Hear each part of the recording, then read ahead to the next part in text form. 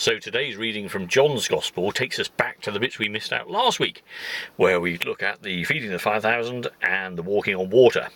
John's rendition is fascinating for the additions he adds in.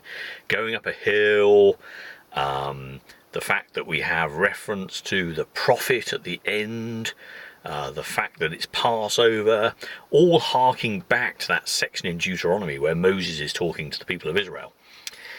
And the fact that the people want to cart Jesus off at the end and make him forcibly their king.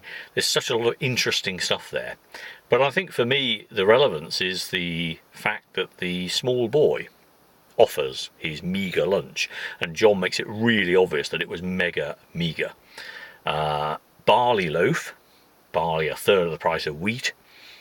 And the fish, translated not as plump, straight from the lake caught fish, but dried old fish, the sort you kept for weeks and weeks and weeks. So this was a very poor meal, but it was offered, hopefully, and I guess, in love and admiration and willingness to offer. And that's a real good metaphor for how each one of us needs to be in relation to the gifts that God has given us. To offer, however meagre, however worthless we think it is, but to offer. Because the motivation behind offering and for service of your friends, your family, and all the people you meet with whom you feel willing to serve is love.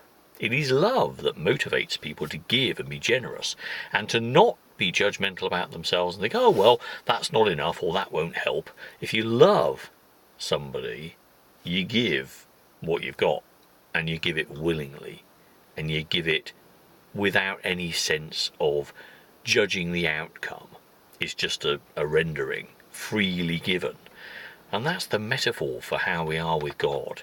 We love God so much because of what God has done for us, that we are willing to give everything and anything we have, knowing that we entrust all that to God, and in God's time, something may or may not happen.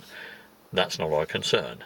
Our concern is to respond, as we sang in the hymn, freely, freely we have received, freely, freely give.